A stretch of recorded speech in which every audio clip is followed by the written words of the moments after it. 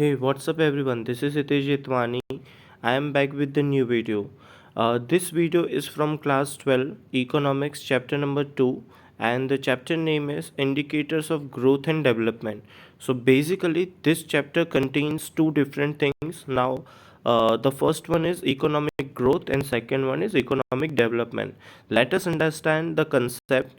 The first one, economic growth. Economic growth is an increase in the production of economic goods and services compared from one period of time to another.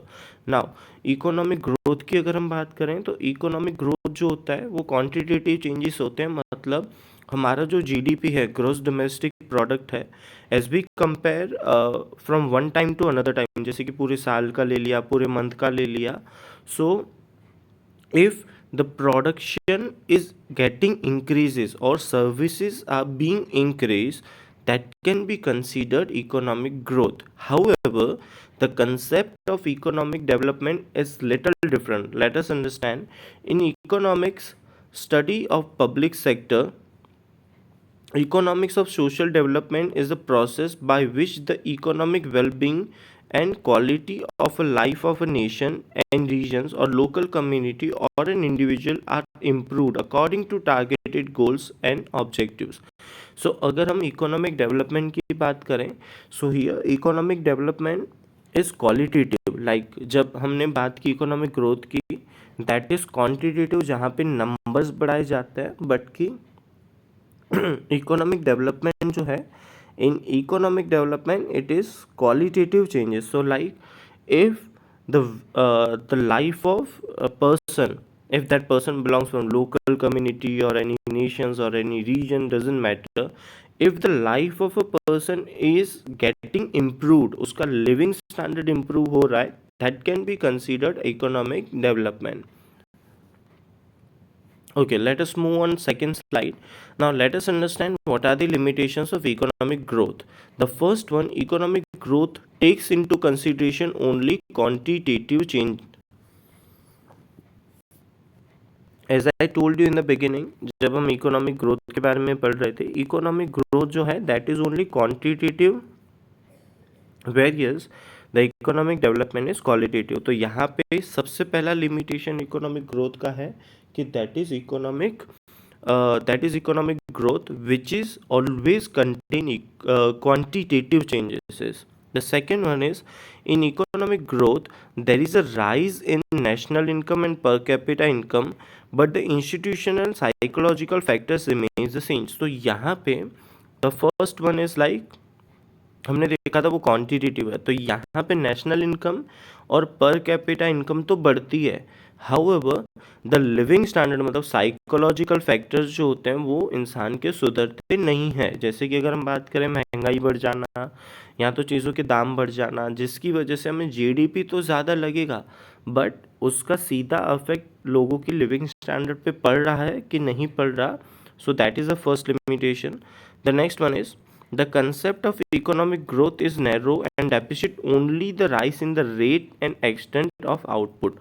तो जैसे कि अगर किसी भी चीज़ों के, जैसे कि कोई भी चीज़ हो या हर चीज़ के हम दाम बढ़ा दें, ठीक है, सो कहीं ना कहीं वो जीडीपी के अमाउंट में ज़्यादा ही दिखेगा.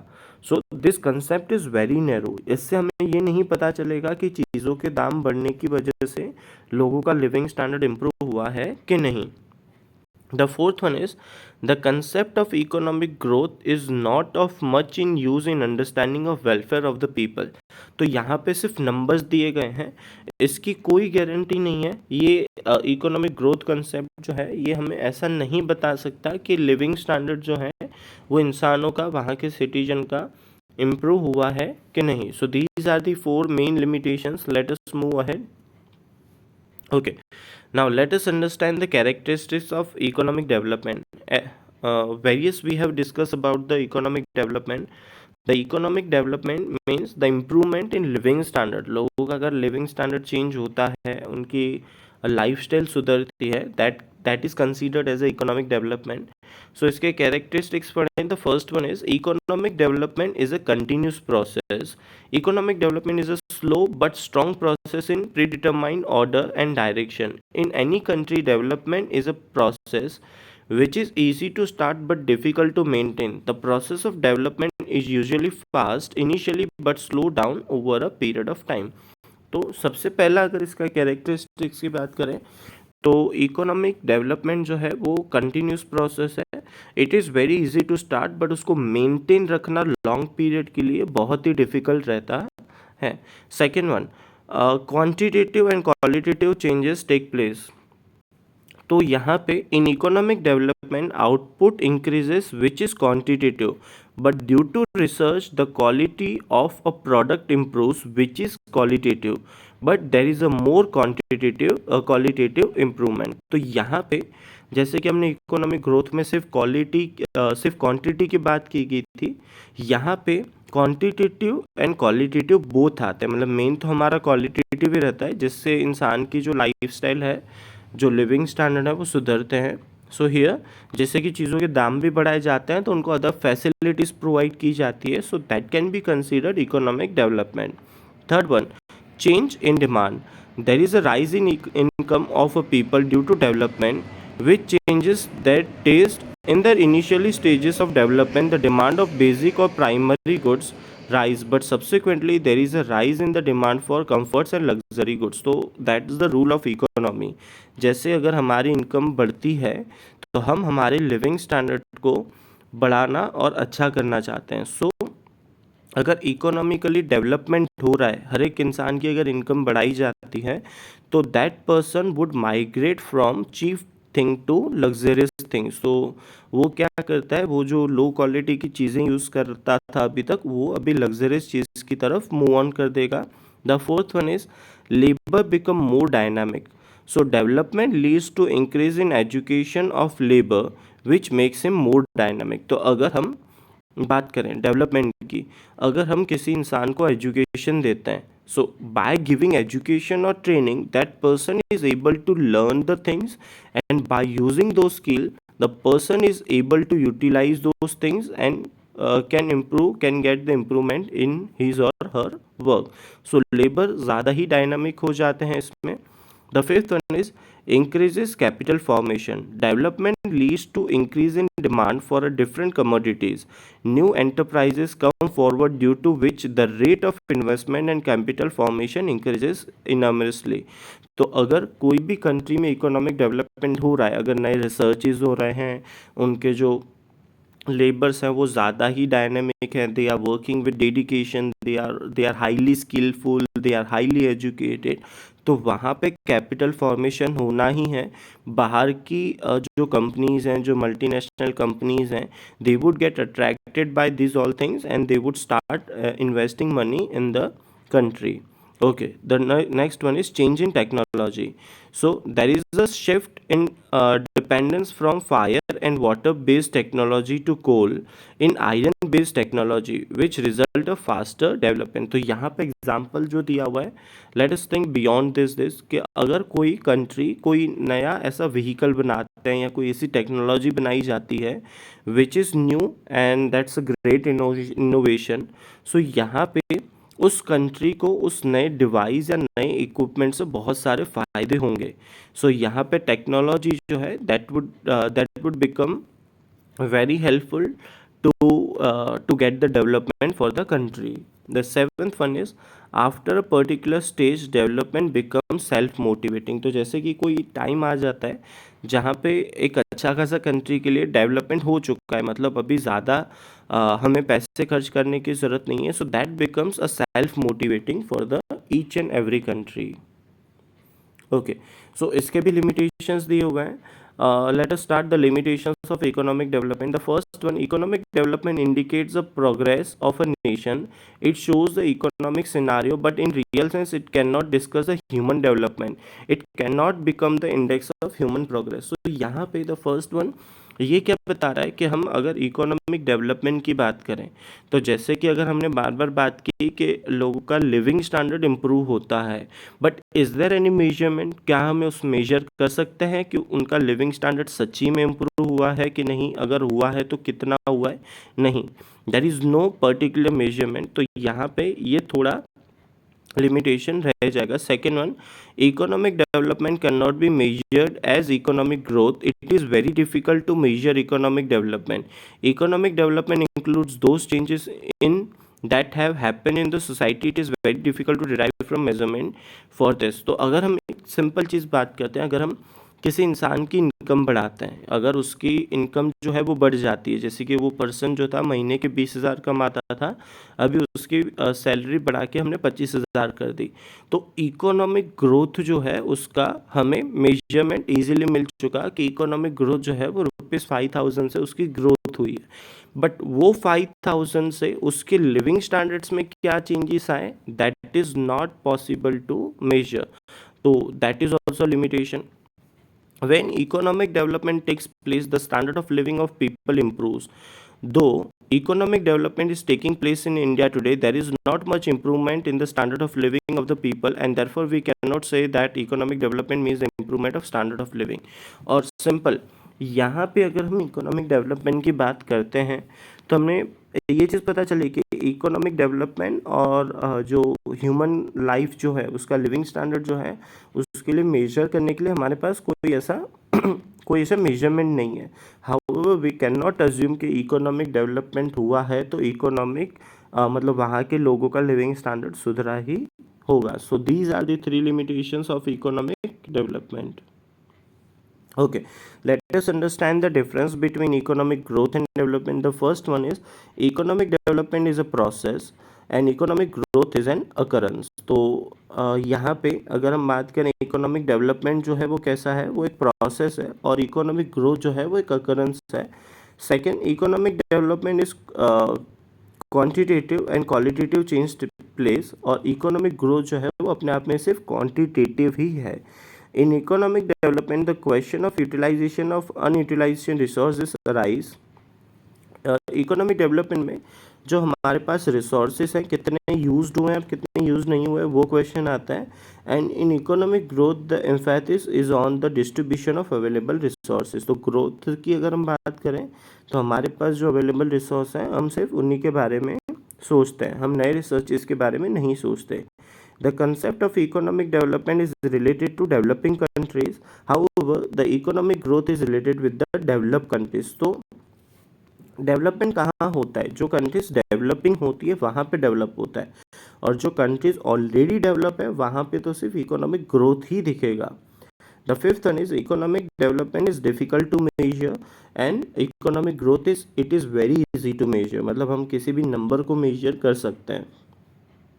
Okay, the concept of development is broad and the concept of growth is narrow. मतलब सिंपल, आप सिर्फ नंबर निकाल लो और उससे आपको ग्रोथ पता चल जाएगी, जबकि इकोनॉमिक डेवलपमेंट जो है वो ऐसा कंसेप्ट है जो बहुत बड़ा कंसेप्ट है। Economic development is related to distribution along with the per capita income and economic growth is only related to increase in per capita income. तो देखो यहाँ पे अगर हम देखें इकोनॉमिक डेवलपमेंट, तो कंट्री की जितनी भी इनकम हुई है उस इनकम से हम जो डिस्ट्रीब्यूशन करते हैं, मतलब जो भी गवर्नमेंट रिसोर्सेज प्रोवाइड करती हैं वो डिस्ट्रीब्यूट किस तरीके से हुए हैं वो देखा जाता है। जबकि इकोनॉमिक ग्रोथ में सिर्फ टोटल इनकम को टोटल पॉपुलेशन से डिवाइड कर दिया जाता है और पर कैपिटा इनकम निकाली जाती है। Economic development is a slow process and economic growth is a rapid process. Economic development is not possible without economic growth. तो देखो ग्रोथ मतलब हमें नंबर्स तो बढ़ाने ही पड़ेंगे। मतलब हमें, अगर हम बात करें कि किसी की इनकम बढ़ गई, ठीक है, तो अगर किसी का लिविंग स्टैंडर्ड अच्छा करना ही है तो हमें वो नंबर मतलब वो ग्रोथ उसकी करनी ही पड़ेगी। सो डेवलपमेंट विदाउट ग्रोथ नहीं हो पाएगा। Economic growth is possible without economic development. सिर्फ हम क्या कर सकते हैं, उसकी सैलरी बढ़ा दें, बट हो सकता है मार्केट में इन्फ्लेशन इतनी ज़्यादा हो जाए कि उसकी लिविंग स्टैंडर्ड में कोई सुधार ही ना आ पाए। ओके, नाउ इस चैप्टर में हम दो डिफरेंट चीज़ें सीखने वाले हैं। The first one is what is PQLI and the second one is HDI। The first one is the PQLI। The physical quality of life index is an attempt to measure the quality of life or well-being of a country.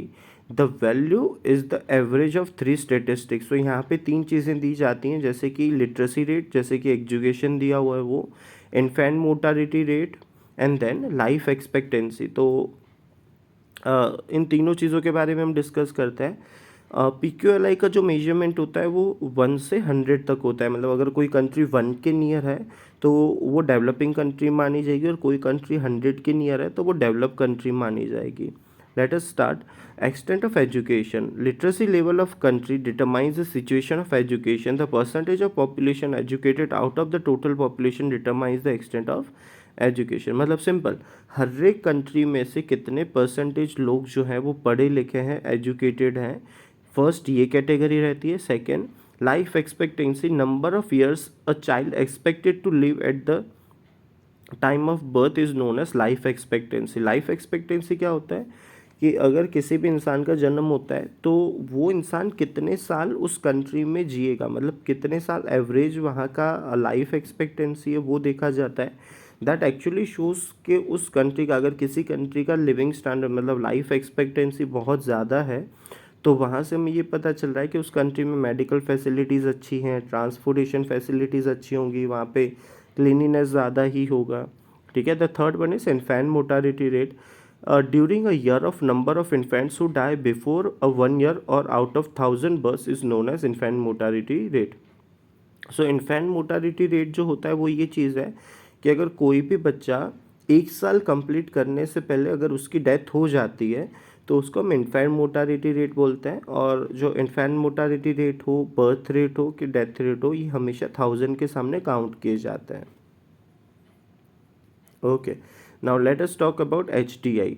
So HDI, the Human Development Index, is a static composition of index of life expectancy, जो हमने PQLI में भी देखा, education and per capita income, तो तीनों चीज़ें इसमें देखी जाएगी।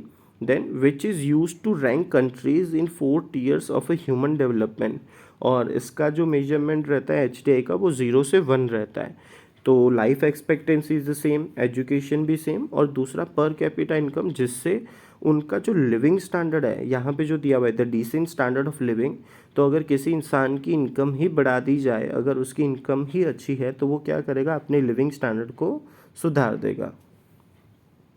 सो अगेन PQLI जो है वो 1 से 100 रहता है, जबकि HDI 0 से 1 तक रहता है। Okay, so here we do have the table of HDI. यहाँ पे as we can see the countries, just focus on 3 countries. The first one is Norway, जिसका HDI जो है 0.944 है। जैसे कि मैंने बताया 1 इज़ द हाईएस्ट, वो पहले रैंक पे आता है, जिसका पर कैपिटा इनकम जो है $64,992 है, US डॉलर, और लाइफ एक्सपेक्टेंसी 81 ईयर्स, मतलब 82 ईयर्स वी कैन से, 81.6 दिया हुआ है। तो वहाँ के लोग हैं तकरीबन 82 ईयर्स जी लेते हैं, और उनका एवरेज स्कूलिंग 17.5 एंड 12.6 रहता है। अगर हम इंडिया का देखें तो India is on 0.609 value HDI का है, उसका रैंक 130 आता है, और हमारी पर कैपिटा इनकम है 5497।